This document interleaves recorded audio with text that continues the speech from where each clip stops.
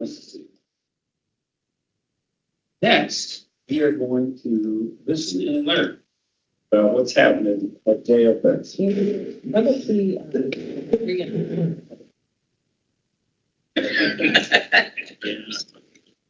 I've been asked to change these.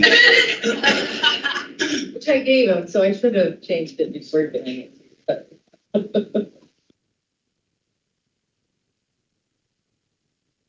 Okay, we do have a presentation of a proclamation, and I believe my colleague, Commissioner Hicks. Sure, thank you. Come on. Come on down. So, was it 4 or 5 years ago?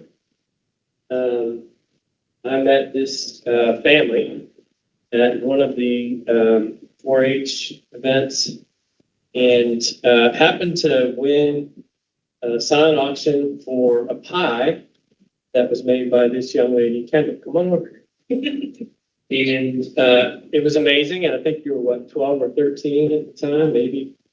Yeah. We're blown away. And so then every time we went to any kind of event where Kendall had a pie for sale or for auction, we found a way to win that auction or buy that pie. You can tell.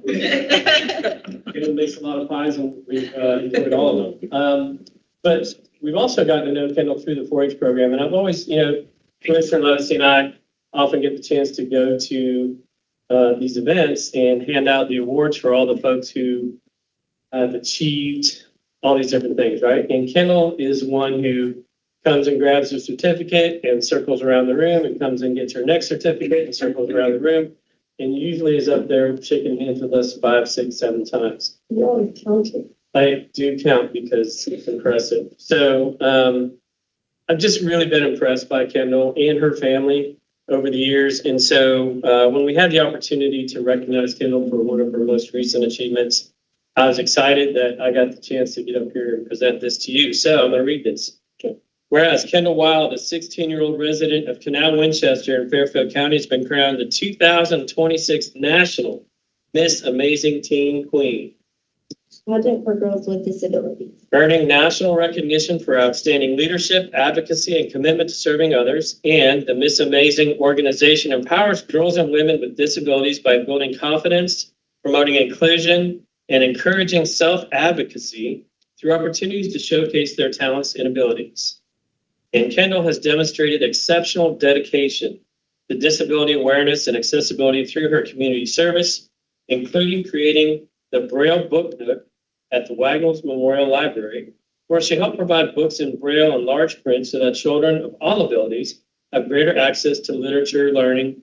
And through fundraising efforts, educational displays, and community outreach, Kendall has worked tirelessly to promote Braille literacy, accessibility, and inclusion, ensuring that more families throughout Central Ohio can benefit from accessible reading materials. And Kendall's passion for service extends far beyond her advocacy work, and she's an active member of the 4-H Girl Scouts, her school tennis team, and the County Junior Fair Board, while also serving on the Ohio 4-H Team Leadership Council and representing Fairfield County at state and national events. And Kendall is recognized at the National Miss Amazing competition with the gold medal for completing more than 300 hours of community service and was one of only 6 participants honored for outstanding disability community impact. And Kendall serves as an inspiring example of compassion, perseverance, leadership, and service, demonstrating that one individual can make a meaningful difference by creating opportunities for others and promoting a more inclusive community. Now, therefore, the Fairfield County Board of Commissioners does hereby recognize and honor Kendall Wild, being named the 2026 National Miss Amazing Teen Queen, and commend her for extraordinary achievements, unwavering commitment to disability advocacy, and dedicated service. Congratulations.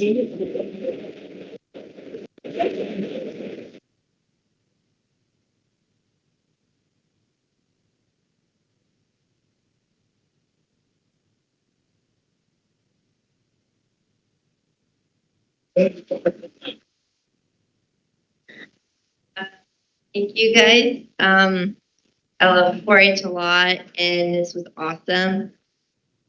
I do plan to also run for the county fair queen too. So we're trying to make big strides and do a lot more work. And then I also wrote my own book too. So it's titled Lacey Finds Friend because my alpaca is deafblind and she has disabilities just like I do. So I wrote a book on that and it's in large print braille and comes with a 3D printed Lacey so all can read it. I just like being a big disability advocate because we don't have enough of them in the world and we need more of them. And just showing the world that you can do anything no matter what. Thank you. Thank you, Kendall.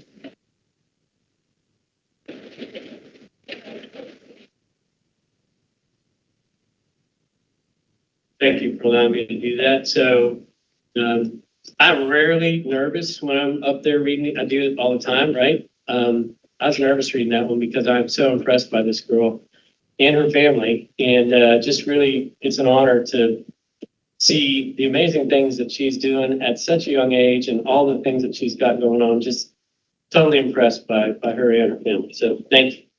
Thank you, Commissioner. I'm in awe of you. And I appreciate you being with us today. You're welcome to be with us as long as you want. This meeting will probably go another hour or so. Might get a little tedious and there could be some boring parts. So if you slip out, no offense taken. I would too if I could. That's so funny. Anyway, really appreciate you folks being with us today. Thank you. So I understand they brought a five for Commissioner Fix today. Were you offered any of that? No, it sounds like bribery. We'll give. Thank you so much. So inspiring.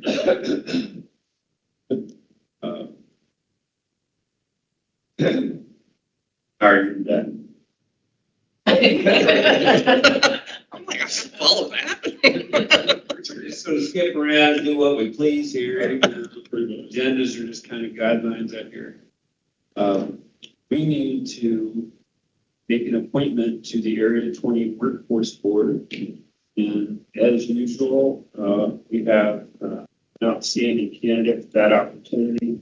The way the interview process works, Josh, is we'll give you the opportunity to make your brief and opening remarks at the podium about your desire to serve, maybe a little bit about yourself. Following that, each commissioner may or may not have questions. Give you the opportunity to conclude the interview. Questions or comments that you okay? That's wonderful. I called you Josh. Name and address can be started here. I'm Josh Bruce, live at 1152 Olds Avenue here in town. I grew up in northern Wisconsin. I was a military kid, so I lived in 13 different states, moved all over the place, settled in northern Wisconsin when my dad retired. While up there, we were isolated, right? We had 250 acres. Our town tripled in size when school was in session. We were at 12 K through 12 building, all that stuff. I went in, served 25 years in the military. I did operations, training, maintenance, logistics management. I retired. I joined Claypool Electric. So for the last 3 years, I've been doing that. I'm their business operations development manager. I handle manpower.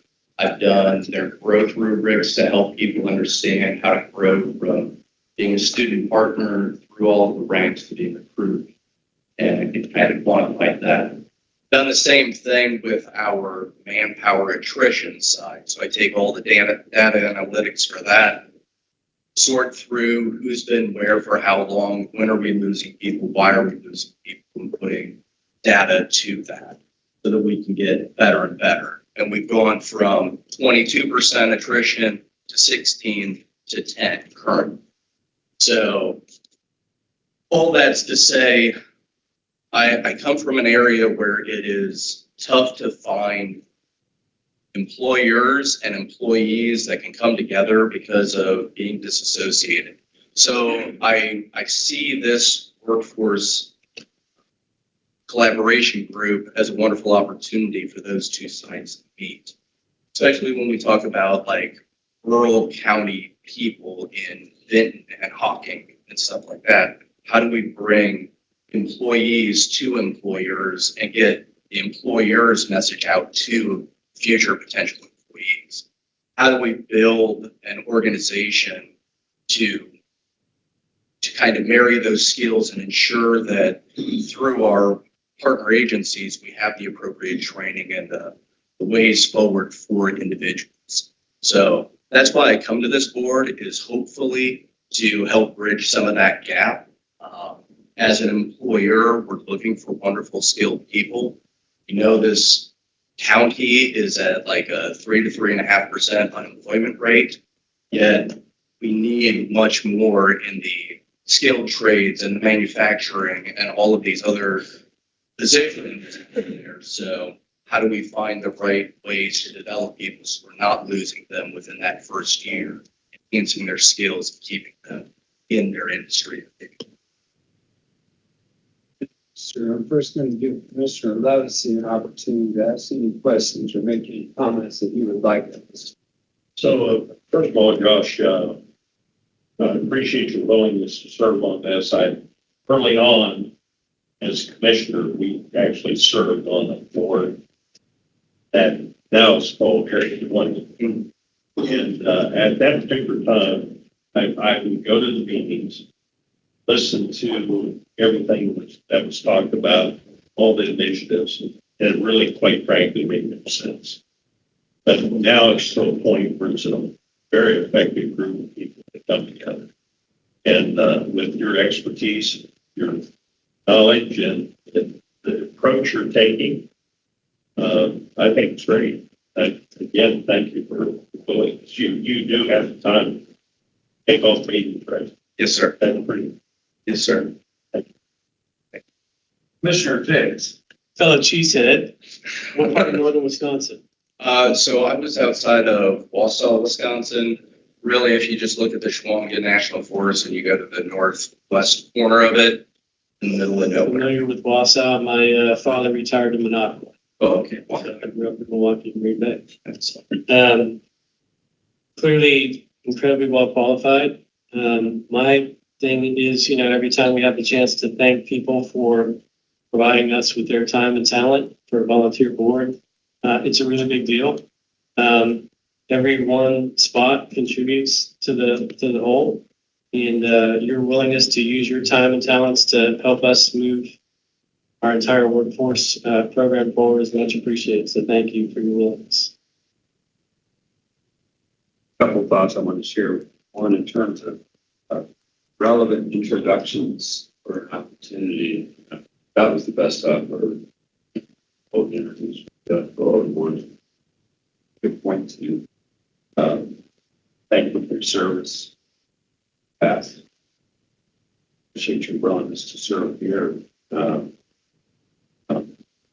I'm thrilled with you.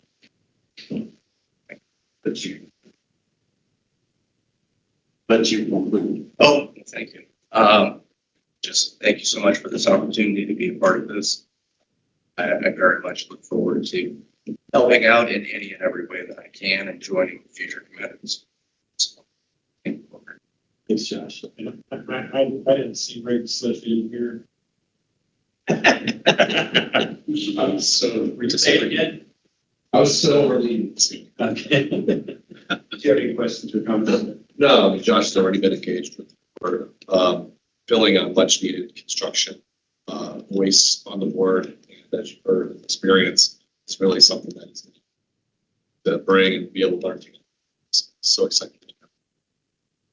And just one procedural question before we let you go here. What's our process here? What, do we have a resolution today, or will that be next? Okay. So, in all likelihood, unless there's some problem with the background check. I don't think that would be an issue. We'll have a resolution next week, and I expect that will be in the affirmative, okay? Wonderful. Thank you so much for your time. Thank you very much. And as I've mentioned, some of the other folks who told us there go.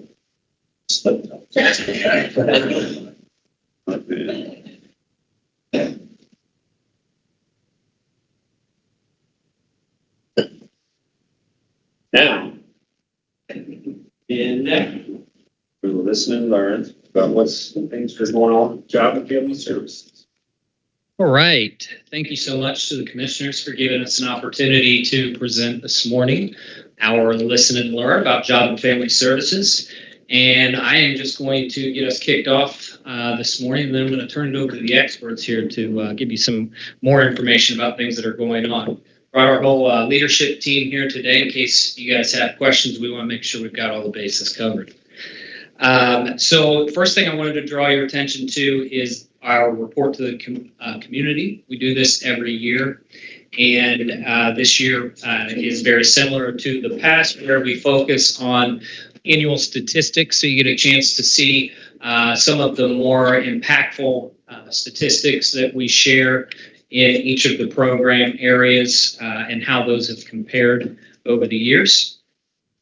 Also in the report to the community, we have some success stories, because I think it's important. A lot of times, we're reporting statistics and how we size up to other counties and statewide and things of that nature. But a lot of times we don't get to see how our services and how the things that we're doing at the agency impact the community. So these are some individual examples of how our programs have impacted these folks over the last year. So I would encourage you, when you have time, to flip through that and take a look at those. Today we are focusing our presentation on a couple of the hot button topics of the time, and you've heard me give some updates in recent months about most of these areas, but Krista and Sarah are going to dig into that a little bit more to help bring some context around some of those numbers. So they're going to be talking largely about the SNAP payment error rate and where that stands and how that's calculated. And then Sarah Fortner will be talking about placement costs and how those continue to increase and the impact that has on the overall protective services program. So without further ado, I would like to welcome Krista Humphreys up to talk about community services. Thanks for having me today. Sarah and I talked earlier that maybe we're Debbie Downers today. So not the most uplifting stuff, but we'll try to keep it light. I'm going to talk a little bit today about some of the SNAP cuts that we're facing. It's been in the news, and so you've probably seen some of that. So I just want to clear some of that up and talk about that. So the first change is from the HR 1, or also referred to as the Big Beautiful Bill. So some of those changes come from that. The first cut that we'll see is October of this coming year. So that is when we're losing a federal match. So that's being cut in half. So the federal match is being taken from 50% down to 25%. So for the state of Ohio, that's $67 million, which is huge. For us, for just Fairfield County, that was $112,776. The good news with this is that the legislature have decided to use GRF funding to refund us at 100% this year. So that's really exciting. Not all counties received that exact fill of that. So we're really lucky to see that. But that's something that we can plan for in the future to be filled back up from that. The next The next change is Impact 2, which comes from that HR 1 change also, and we won't see that until October of 27. And so this is what Corey talked about. This is the thing that's kind of looming for us now, and that is the change that states will be responsible to pay a share of the SNAP benefits that are issued. So right now, the state doesn't have any part of the SNAP benefits that are issued, but based on our payment error rate, that could potentially change. So you can see on the chart here what that looks like for us. So under 6%, everything stays the same, and we would pay 0, which is where we ideally want to stay and be. And then all the way up to that over 10% error rate, and that puts us at $480 million. So that would be the most drastic cut that we would see. So a little information about the error rate itself. So that is calculated by a review of the case. So they're looking at to make sure that we've issued the right amount of benefits. So anything over or under that equals more than $58 is considered an error. So that's what the state's looking for. These also include errors by county workers, but also client errors. So failure to report things timely, those type of things are included in there. So the state pulls 1,020 cases to review every year. That is calculated in the QC. So that is a very, very small portion of benefits that gets reviewed. Just right now in the state of Ohio, there's 668,000 SNAP cases. So you can see that they're reviewing a really small number of our cases to get our QC rate. So that becomes a problem also.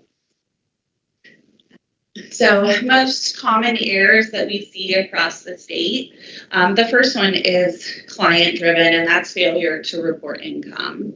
The second one is household composition, failure to report a job, incorrect amount used in budget, and incorrect credit for expenses. So those are the things that we see across the state as being the most error-driven errors. So the state has an interesting ability this first year of this change that we can pick which rate that we want the federal government to look at. So we can pick the one that's this federal fiscal year 2025, which already passed. And we know that rate is 6.76%. So that puts us at paying a portion of those SNAP benefits. Our other option is to use the federal fiscal year that we're in currently. So we're still making changes and trying to get our rate down. So that fiscal year started in October of 25 and will end September 30th of 26. So we still have some time. So we're making some major changes and trying to make sure that we're getting that down. As of July 17th, our current rate was 5.11%. So that keeps us right under the 6%. So we're hoping that we can stay there and be able to use that rate. That way we won't see any increase in those in that funding source. So that's big for us. So trying really hard, reviewing lots of cases, making sure that we're updating trainings and making sure that our caseworkers are doing the best that they can do with that. One thing that's not included in QC reviews is any type of fraud cases. So those cases get pulled out. So if there's any QC findings with those, that's really good for us because as a county, we take fraud and misuse of public assistance benefits really seriously. So I just wanted to share a few of those stats with you. So this past year, we received about 77 referrals for fraud or misuse every month. Those can either come externally from community members or internal from our caseworkers. So if something doesn't seem right, something looks different, we can make a referral that way. We also received $535 of repaid $535,000 of repaid funds that were issued that should not have been. So we recovered that over this last year. We work really closely with our prosecuting attorney's office, and we pressed charges against 7 people for fraud or misuse, and all of those were found guilty. So that's a really close partnership that we're thankful to have. And we've disqualified 81 SNAP recipients for either fraud or misuse. So none of those cases would kind of fall under that QC review. So we're doing our work there and making sure that the people that receive benefits are the ones that need benefits. How long is the disqualification? 5 years or until they repay the amount that they received in the year. So whichever one comes first. Any other questions? Yeah. So on the error rate, so we get from CCO the Fairfield County list Yep. every month, and just about every month it's kind of like the 5 or 6 major counties across the state that have high numbers, and most of the rest of us have very low numbers. Recently, Corey's reported that our error rate has been 0%. Is that still true through today? So the state's overall QC error report isn't divided by counties, but the state has started what they call PER reviews, which is they're reviewing our cases. So they're trying to give each county a specific number. And so those are the ones that the counties or CCAO are reporting on. We are currently, we just had one small finding, and so we're sitting at like 1.22, I believe, for our error rate, which is still extremely low. So we are. Yeah, we get those kind of maps too, where they kind of document all of those and see the counties that are causing those errors. And as you noted, the statewide rate has been coming down, and so that ends at the end of next month. That's when, September. yeah. Okay. And how soon after that? Nobody messes that up. How soon after that will we know what our final state error rate was? Yeah. We are usually about a month behind in reporting. Like that last one was July, so I assume 30 days or so for them to close out all of these cases. And then whatever that rate is, that takes effect January 1st, 27. October of 27. October. Okay, Yeah. thank you. Yes. Mr. Levinson. So what technically is falls under a error rate? Yeah. What kind of offense would that look like? For us, what causes that? What causes that? Definitely those things here that we talked about. So, customer driven. So household composition, Uh-huh. that's always been a big issue because you talk about the benefit cliff. Yeah. And they were supposed to remove a younger person, say turning 18 to 22, I believe. And has that happened yet? No, they're still included in that. So that was always a big issue regarding that person to be Included in that, yeah. in some cases not being employed because it's creates an influence. So Yeah. how soon do you expect that to happen? I'm not sure. That's one of those things that's kind of looming in the air too, and so we're just kind of waiting to see how that goes. It needs to happen. There's lots of changes in the SNAP world and how we calculate things, and so that's kind of happening alongside of all of these other changes. So one other issue, and I don't think this contributes to your having an error, but adding the chip within the SNAP card. Oh, yeah, I mean, that's a huge issue. So is that, you're finding that to be helpful? They haven't started yet, but that has been passed. So that will be a huge benefit. No. Why? I don't know. They're slow. I don't know. I don't know. That's not us. But yeah, so that'll take I assume they'll do that in rounds of issuing new cards. And then hitting those people that already have cards, but no communication yet as far as when that happens. But that's a huge cost in SNAP dollars. Is that fraud? Thank you for. Yeah, you're welcome. Thank you. Yeah. I'm going to turn it over to Sarah Fortner here. I can get her back to you.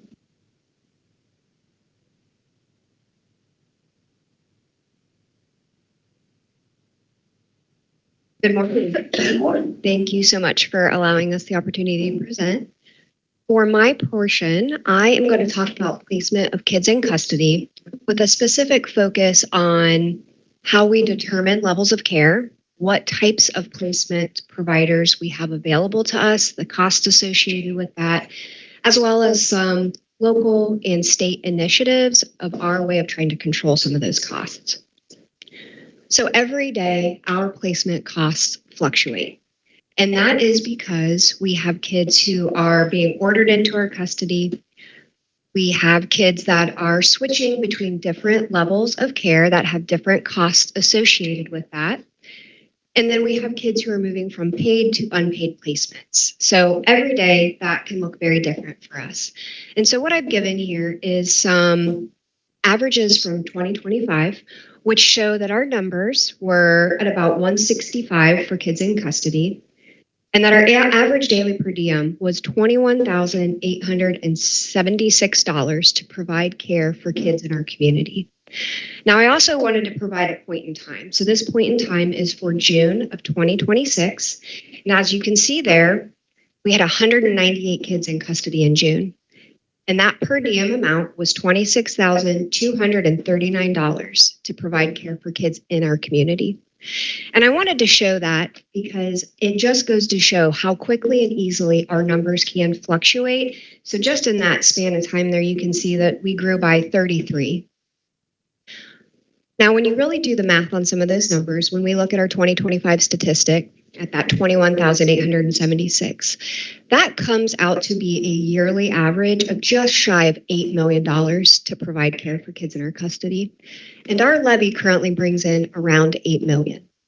Now, fast forward and look at June of 2026. You see that $26,239 there. That comes over $9 million. And again, so at that point, we are outpacing and spending more than what our levy dollars bring in. Now yes, Guys, of course. observed in the past any seasonality, schools in, schools out, summer versus winter, are there variations? Absolutely. You know, we try to make rhyme or reason of how kids come and go into our custody. We do see that when school is in session, because kids have access to mandated reporter and more supports, we do see an increase in that. We also see an increase at the very end of school because, you know, they're calling in with any concerns. So it does ebb and flow. But what I'll also say is, you know, even in July, you know, our numbers increased. At any given time, you know, for instance, I'll give an example. We got in one day a sibling group of 7 that came into our custody. So as you can imagine, that spiked our numbers as well. So yeah, there's always a fluctuation, and we do have sometimes a period, specifically when school's in, where we'll see that rise. Yeah, absolutely. So, you know, we also receive state and federal funding. You've heard me say in the past that Ohio has been 50th in the nation when it comes to funding. We are now at 49th in the state. We have surpassed North Carolina by 1%. So I thought you would like that stat. All right. So when kids come into our custody, the first thing that we are always going to do is try to look for family or kinship as a placement. That is an unpaid placement for us to utilize, and that's what is best for the child. Now, if there are no viable options, we do have to move towards a paid placement. And we utilize what we would call a level of care to assess what is most appropriate for that placement setting and the supports and services that that child needs. So a level of care assessment is a tool that we utilize, our staff utilize for kids who come into care to take into consideration multiple challenges and things that they may be facing. Some of those considerations may be mental health, behavioral diagnoses, aggressive behaviorals, if they are involved in juvenile court, if they have charges, if they're consistent in running away. And that all plays into how that level of care result will come in. That specifically ties into the appropriate level of placement. One thing that I want to note here is that, we do these assessments and we share these with the providers.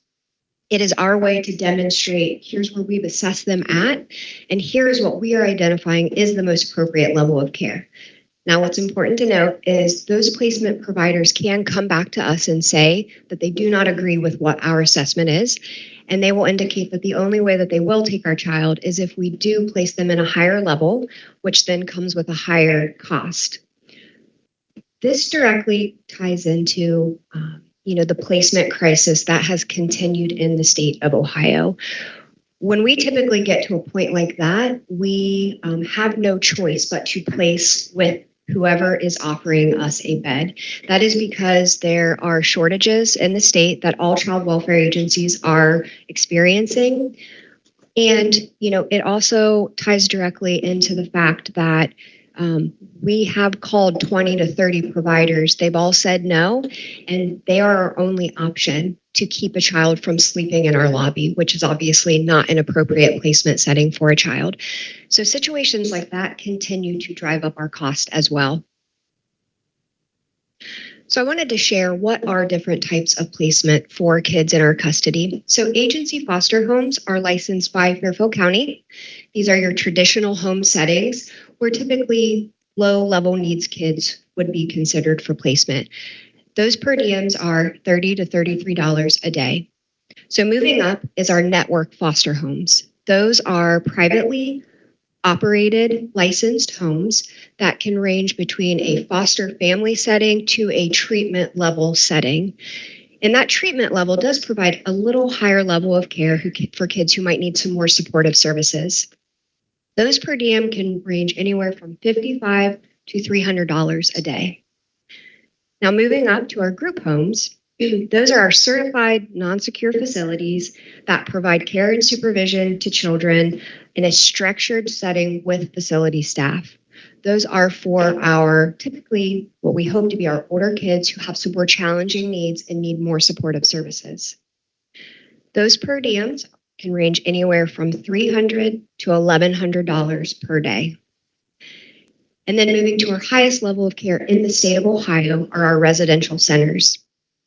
Those are the most restrictive therapeutic settings that are meant to provide the most supportive services to our most challenging and in-need kids. Now, those per diems can range anywhere from $500 to $1,300 a day. Can I ask a question? Absolutely. After a child is placed, let's say, in a residential center, and the behaviors, I assume they're continually monitored, can a child fluctuate between different types of care? Absolutely. So we, as an agency, provide those case management services on the back end, and we are consistently checking in to ask just those very questions. We get progress reports. We ask, where are they at? We routinely check in on that because they can fluctuate to higher levels of care, which are not located in the state of Ohio. That's why you'll see some of our kids that need to go out of state. And then we have kids who then can drop down 2 levels of care. And so that, again, fluctuates with that daily per diem, where we can go from the most restrictive to a less restrictive setting. Absolutely. So, on one hand, we have the state of Ohio, and I've said for years, 50th in the nation. Right now, we're 49th. That's not much of an improvement. Right. And on that same hand, with the state of Ohio, they're not pushing for more residential group home care. Right. And so consequently, you have a big shortage of that kind of care. Yes. And it's going to the highest bidder. Mm-hmm. And in most cases, that's large metropolitan areas which Absolutely. pay more money than we can. Yes. They got to fix this. This whole system is absolutely So your point goes right into my next slide here. Sorry. No, absolutely. No, that was a great transition. So state initiatives. So 4 years now, we have heard the state state that they are trying to be supportive and helpful to us child welfare agencies with regards to the placement issues. So one of their initiatives to support us is what they're calling rate cards. And these rate cards are a standardized pricing and reimbursement to control paid placement providers. Again, I mentioned that we've heard this for years. This was supposed to go in effect of July of this year. It has not. It's not there yet. And the purpose and goals behind this is to address that roughly 50% increase that we are seeing across the state of Ohio in placements, to create consistency and transparency amongst providers, to allow child welfare agencies to kind of see what are all of the options and the prices associated with them for our children. And then also to maybe provide some county relief because of the surging cost of placements. Now, what I will say, it's not been implemented. At this point, we don't know if it's going to be a solution. And again, this is not a way to control costs. It's simply a way to create transparency in costs. So that right now is kind of the initiative that the state is working on. So at a local level, I know that you guys have all heard about this. You've been to many of our presentations. So I'll briefly go over these.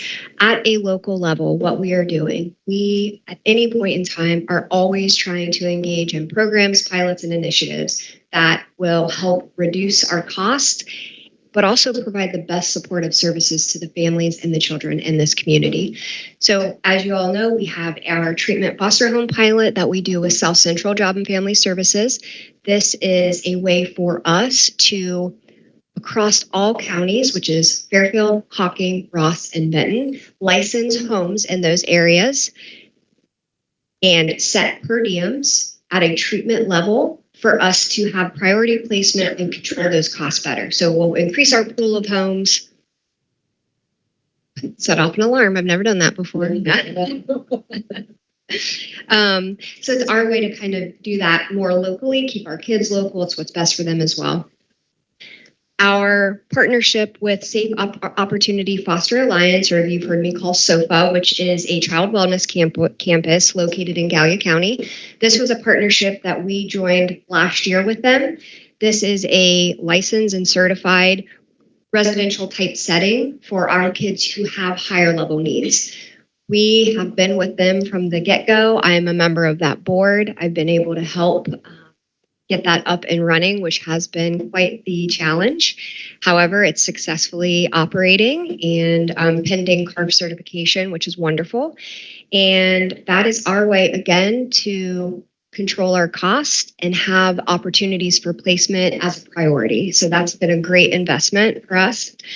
Clinical decisions. This kind of goes to your point, Commissioner Davis, where you asked about, are we monitoring? Yes, we routinely talk about these cases in a very intentional way to find out how are they progressing? Are they ready for step downs?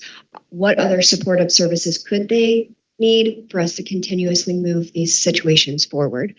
And then last, we are very active with DCY and PCSEO when it comes to the ever-growing concern of placement costs. I myself I serve on several committees. I serve on many different work groups, and many members of my admin team do as well. And at any opportunity we're given, we are talking about the concerns and challenges we face. I've also had the opportunities to talk with some of our legislators, and at any point in time that I'm talking and I have one of their ears, I am absolutely presenting these concerns because, as you know, you mentioned, Commissioner Levesey, it is very alarming and concerning. So, as we are just committed to continuing to invest in opportunities that, help control our cost, but still provide the most appropriate and best services for the families in our community. So that is all I have for you. And I think that this is the opportunity for you to ask all of us questions if you'd like. Okay. Yes. Yeah, first of all, thank you to all of you, but thank you for all of this work that you're doing.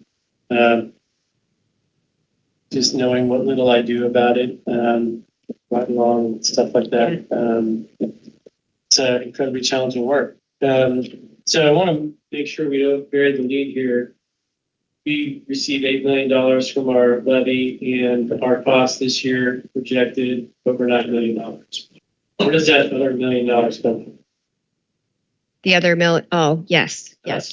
It's so state and local funding and also the money that you guys do support us with as well. Yes.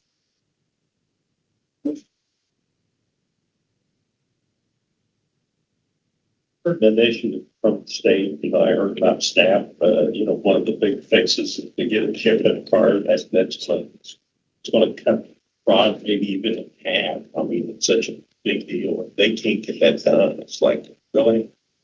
And then some of the other initiatives, we need some action. We need it now. But all that being said, you guys at JFS and Protective Services do a hang up job. I appreciate that. Thank you. With all the resources, the limited resources you have, State of Ohio stands out as one of the best in the state because of you guys. Thank you. Alrighty. Thank you. Thank you, sir.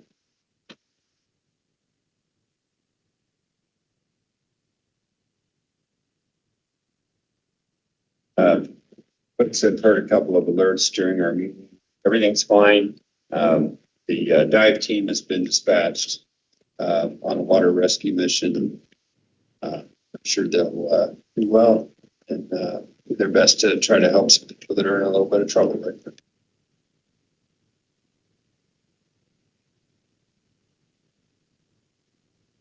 This time, the commission sets aside an opportunity for voters or taxpayers to address the commission. If you'd like to do so, please approach the podium and begin by saying your name and residential address.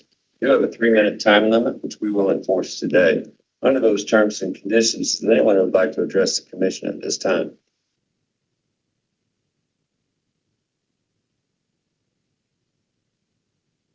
You're not coming to address the commission, are you? Good time you had. All right, then we'll move along. County administration update. Thank you, Commissioner.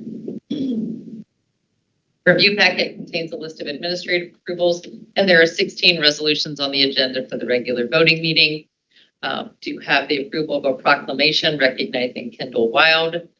So that'll be just the formal aspect of that. And then the commissioners also have a resolution to approve the update of the CFLP Solid Waste District Management Plan and a resolution to approve a contract with the Licking County Board of Commissioners regarding the certification of unpaid sewer rates. And lastly, there is a resolution from the sheriff authorizing the approval of a service agreement between the sheriff's office and the Lancaster Board of Education for school resource officers. Art, any budget update? We are 16 days away from level 3 budget access need for general fund departments, which is August 27th. So if the departments need assistance, please feel free to reach out to us. All right, thank you, Bart. Bennett, calendar review and invitations received, please. Thank you. Under calendar review and invitations received, the Central Ohio NPO board meeting, Thursday, August 13th at 1:30 p.m. It's also available via Zoom. The 40th Annual Athena Awards on Thursday, August 13th at 5:30 p.m. at the Mill Event Center in Lancaster. Under correspondence, a notice from EQT Corporation regarding upcoming geological testing, and a notice of application to the Ohio Power Siting Board and upcoming public and evidentiary hearings for the proposed Fairfield Energy project. And that's it. Thanks, Bennett.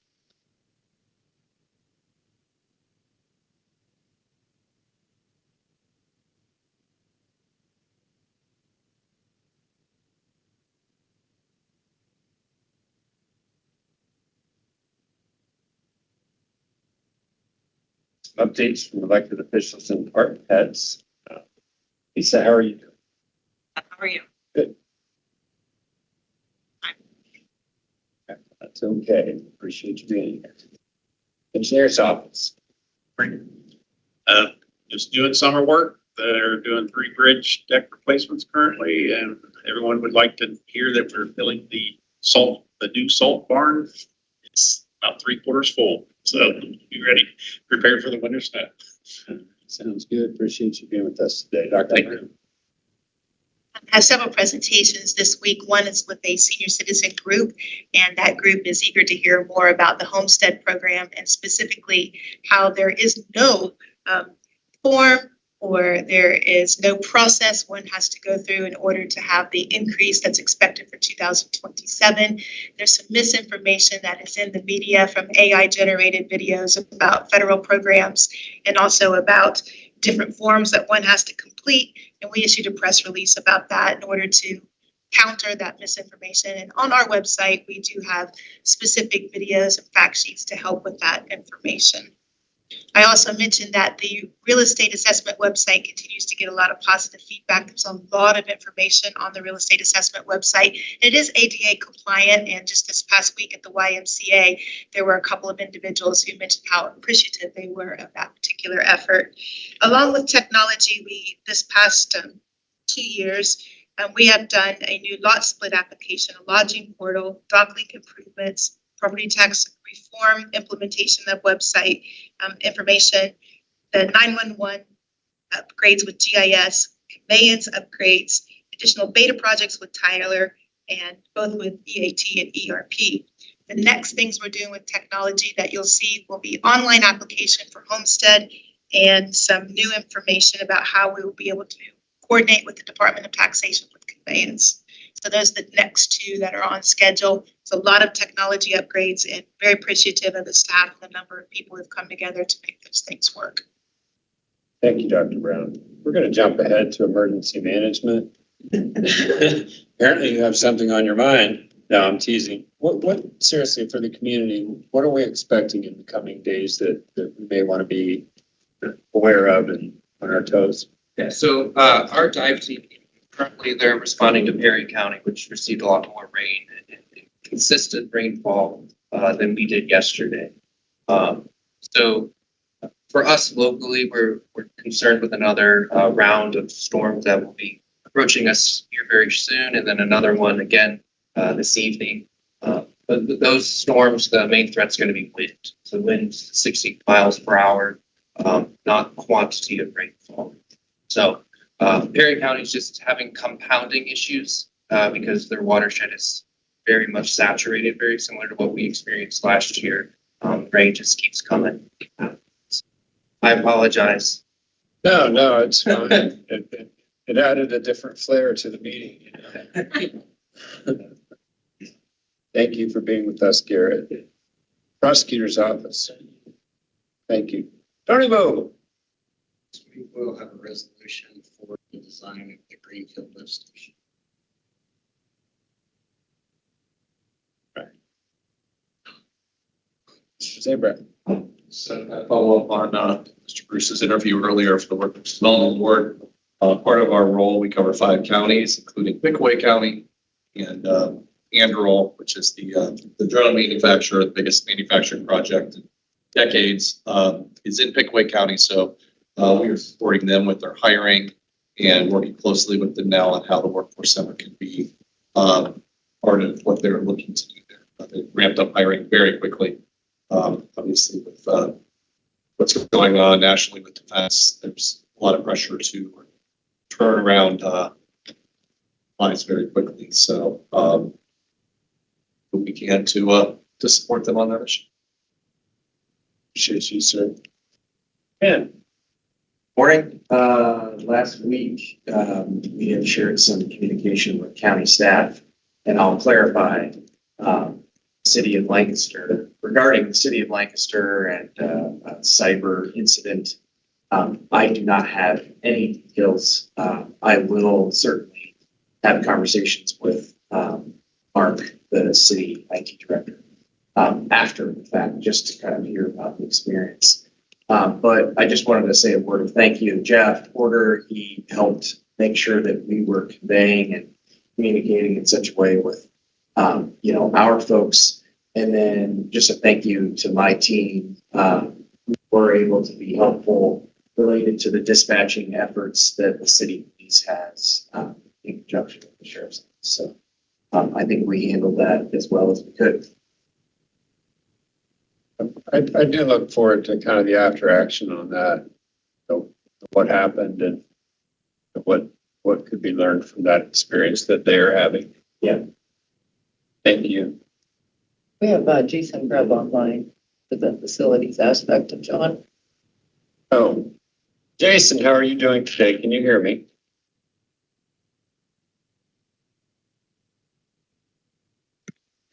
Jason, you should have permissions to speak if you're able to unmute.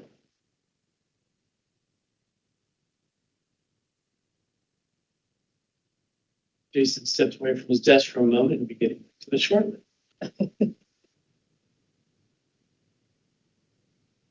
Okie doke, we can circle back then.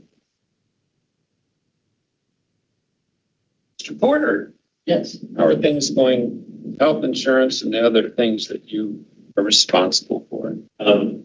Dog shelters population is quite low right now, which we thank for. It means there have been a lot of adoptions and community support in that aspect. We are currently in the process of renewal for 2027 for the benefits plan and have several meetings planned with vendors, including our vendors associated with our county employee wellness clinic. We have one proposal in for that, and we have another meeting scheduled on Monday with our current vendor. Well, I appreciate that. And I know that I don't know if the news is broke yet or not, but I expect some announcements from Fairfield Medical Center, perhaps as early as today. My understanding is that their discussions with Adina have progressed, and we'll learn more about that. What we don't know yet, or at least I don't know yet, is the extent to which any change in that ownership structure would not impact the continuity of the wellness clinic. Well, that is the subject of our meeting on Monday with the representative from the Super. Appreciate that. Yes. Jason was having some mic difficulties, but I think he's remedied that. Jason, any update from facilities?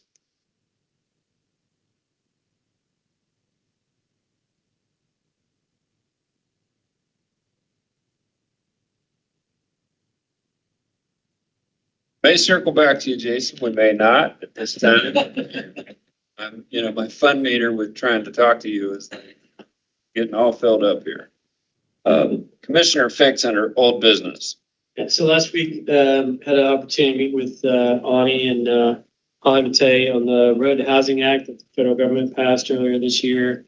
Just trying to understand how our county and Central Ohio might take advantage of some of the opportunities presented in that that law passage. It was a good conversation. Did have the conversation with the data center lady that I mentioned last week. It was a good conversation. It's always good to hear a different perspective, even if we don't agree on, what the facts are and how things should progress. Participated in WARPC board, CCO board, and had a great conversation with our Congressman Troy Balderson, and appreciate all that he's doing to help Fairfield County, his district, our country. That's all I have for old business. All right, Commissioner Levesey under old business. So I was able to meet with Congressman Balderson, with Rick Sabrak and others last week. Had a good conversation, asked for whatever money's available that he can help us with, which we always do. But really had a very productive meeting. We also had my workforce board meeting last week at Hollis Career and Technical Center. And I mentioned this to Rick, a beautiful facility. They're actually expanding by another 50,000 square feet. And looking at the number of certificates they produce compared to our workforce center, we're right in there. We're doing a great job, thanks to Rick and the staff. Everybody else, a much smaller facility, but really being very productive. What's happening? Thank you, sir. No old business from me. New business from Commissioner Fix. Yeah, so tomorrow night going to the Farm Bureau meeting to hear about their concerns and policies that they want to see put in place at the state and federal levels. Thursday, Morpsey's having with their version of a lunch and learn around data centers, and I plan to attend that and hear more about how other parts of the state are dealing with the public outcry, I guess, if you will, about data centers, informed or ill-informed as it may be, and then continuing to work on putting the plans together for our fall tour of townships and villages. All right, thank you, sir. Commissioner Levesey, any new business? So I'm looking forward to this year's Athena Award. It'll be the 40th, and some pretty amazing recipients of that over the years. I'm looking forward to see who this year's recipient. Also, I don't know if it's all right with Jeff Porter about the special announcement. For the public service recognition. Yes. Are you okay with it? I am. All right. Please proceed. How about you do? So this year's public service recognition event recognizing the public service of Fairfield County employees will take place on August 25th. It will be a breakfast, and Lieutenant Governor Jim Tressel will be speaker at the event for our employees. So we're looking forward to having him and hosting him. And thanks to Commissioner Levesey for helping arrange that. Do we expect any signs or anything? We will have copies of his memoir, and we'll be providing those. Anybody that hadn't had the opportunity to meet Coach Lieutenant Governor Tressel, he's an amazing person. Probably one of the kindest, thoughtful people I've ever met in my life. So hopefully we have a big turnout, and I'm looking forward to that. Thank you. I don't have new business, but I would like, I want to back up a second. I missed a couple of folks in our updates, and I appreciate Commander Duff being with us today. Anything you want to share on behalf of the Major Crimes Unit? No, so not right now, just crime. Things going well. Appreciate you being with us today. I know why you're here, and appreciate it. Glad to be here. Thank you. Any update on regional? No updates today. Thank you. Doesn't Heather have a big speech she wants to make? She does. Yes, sir. I've been saving the best for last. Happy birthday, Heather. All right. You would please rise if you're able, and remain standing if you're able, following the Pledge of Allegiance.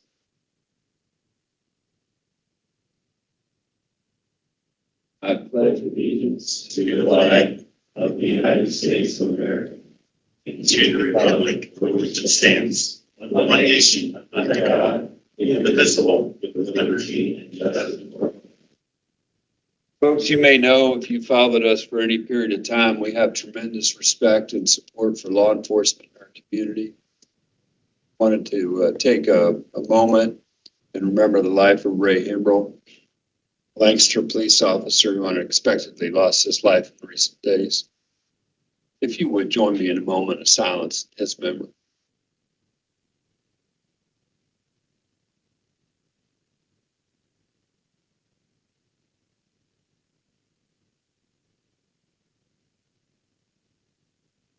Thank you.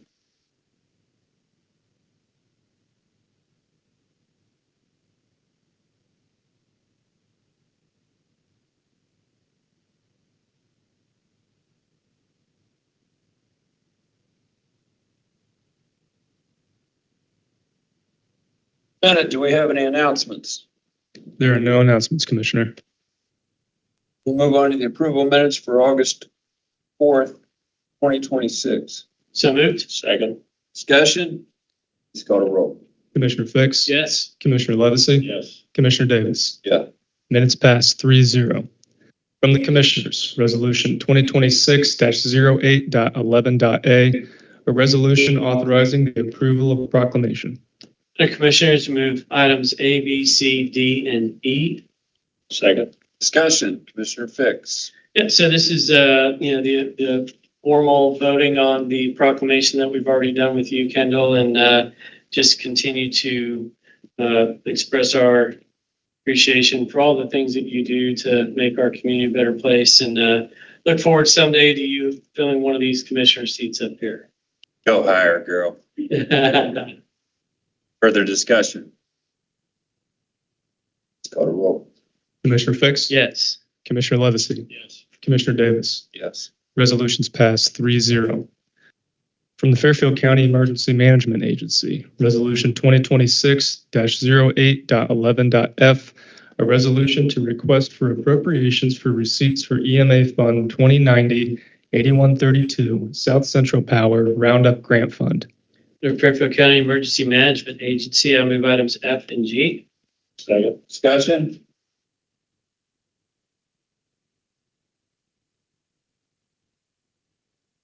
Very timely. That's some additional equipment.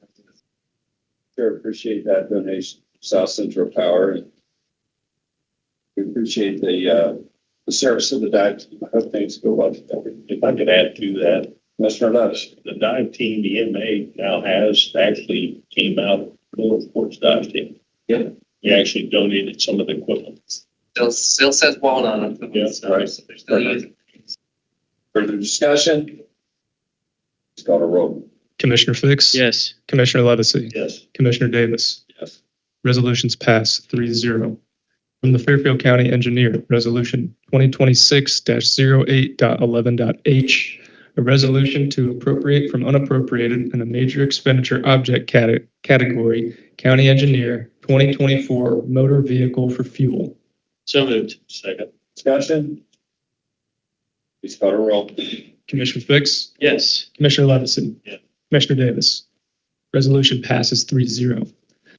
From Fairfield County Job and Family Services, Resolution 2026-08.11.i, a resolution authorizing the approval of a service agreement by and between Fairfield County Job and Family Services, Child Protective Services Division, and Cornell Abraxas Group, LLC. So moved. Second. Discussion. I was going to say something about that, but figured why jinx it. Taking a week off or something. Further discussion. Please call to roll. Commissioner Fix? Yes. Commissioner Levesey? Yes. Commissioner Davis? Yes. Resolution passes 3-0. From the Fairfield County Juvenile and Probate Court, Resolution 2026-08.11.j, a resolution to appropriate from unappropriated in a major expenditure object category for Juvenile Court, Fund Number 2036 DYS Reclaim. So moved. Second. Discussion. Please call to roll. Commissioner Fix? Yes. Commissioner Levesey? Yes. Commissioner Davis? Yes. Resolution passes 3-0. From the Fairfield County Prosecutor, Resolution 2026-08.11.k, a resolution approving a fund-to-fund transfer from the prosecutor's local match allocation to Fund Number 2784, Subfund 8366, Grant Year 2026-2027. So moved. Second. Discussion. Call to roll. Commissioner Fix? Yes. Commissioner Levesey? Yes. Commissioner Davis? Resolution passes 3-0. From the Fairfield County Sheriff, Resolution 2026-08.11.l, a resolution authorizing the approval of a service agreement by and between Fairfield County Sheriff's Office and the Lancaster Board of Education. Under Fairfield County Sheriff, I move items L, M, N, and O. Second. Discussion. Let's call to roll. Commissioner Fix? Yes. Commissioner Levesey? Yes. Commissioner Davis? Yes. Resolutions passed 3-0. For the payment of bills, Resolution 2026-08.11.p, a resolution authorizing the payment of invoices for departments that require the approval of the Board of Commissioners. So moved. Second. Discussion. Please call to roll. Commissioner Fix? Yes. Commissioner Levesey? Yes. Commissioner Davis? Yes. Resolution passes 3-0. The next regular meeting is scheduled for August 18th, 2026 at 9 a.m. Is there any other issue item that anybody would like to bring to the attention of the commission at this time? On behalf of the commissioners, do keep an eye on the weather reports and please be safe out there. Motion to adjourn. I got a motion to adjourn in a second. All those in favor, saying aye. Aye. Post same sign. Motion carries. The commission is adjourned. Thank you all for coming.